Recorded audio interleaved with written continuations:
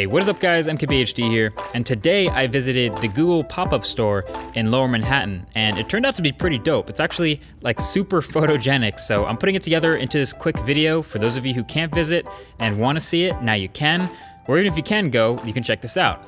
So they're not actually selling anything here. It's pretty much just for display and demo purposes. So they're calling it a pop-up shop, but I mean, it's a pretty elaborate pop-up shop if you ask me.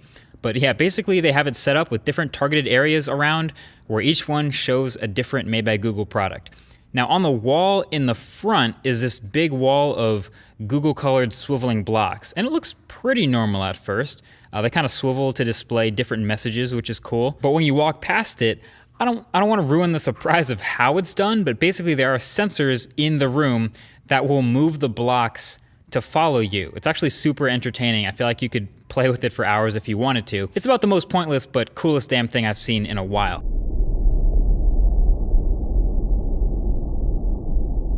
Okay, over here you can see a literal photosphere made of tablets to demonstrate Google Photos and searchability, which is low-key one of Google's best products right now. Then there's the Google Home section. The whole Google Home section is sort of this mock-up home setup with a bunch of normal things you might expect to see in a home or an apartment. Now my full Google Home review is coming up, so you'll see everything you need to know about that product pretty soon. But yeah, they basically planted different prompts around and had an actual Google Home in there, so you can walk around the room and go through these prompts and have it answer you and perform these actions, which is pretty helpful. They also, outside, had a bunch of Google Homes in all the different colors to look at. They were all unplugged, obviously, but you can see they're supposed to give you a sense of how easy it is to change the colors of the base, if you're into that. And then they had this low-light photo area, and this was all to highlight the Pixel's camera. So you can bring your own phone in there if you want and try to take pictures, but it'll be pretty dim, obviously. But with this minimal lighting, you can bring the Pixel in there, and I'm sure a few other smartphones would have done decently as well, but this was like a prime low-light photo test for the Pixel to perform well.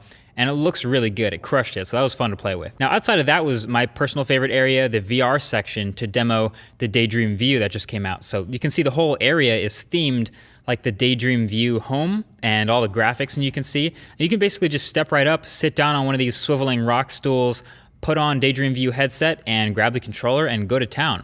And again, the whole point is to give people a demo, so most people still haven't really tried good VR yet, you know? Like, they may have heard of it, but 99% of people haven't tried an Oculus or a PlayStation VR or a Vive. And even I still haven't tried all of the ones I want to. So this was an easy way for people to just walk in and get a demo, try on the headset, watch some videos, play some games, and decide if they're into it. And I guess a lot of people were. So that was my favorite area, but probably if you ask what other people's favorite area is, it's just the Pixel demo area. It's a bunch of pixels sitting on a desk or on a table. You remember how I said this is a phone you actually have to use to understand how good it is? Well, I guess here you can pick up and use a Pixel or Pixel XL for yourself. It's obviously still attached to the security tether, but you can use Android 7.1, try the Assistant in all its glory.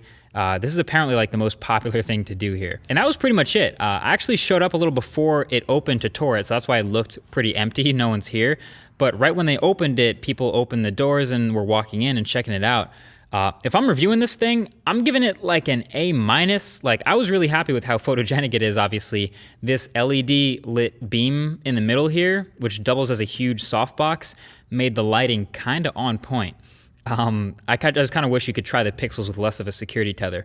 But hey, for a pop-up shop that's open for a couple weeks, this is sick. I say check it out if you can, like if you're on the area. Hopefully you enjoyed this quick video of all of it. Thanks for watching. Thanks for Google for having me over, and I'll talk to you guys in the next video. Peace.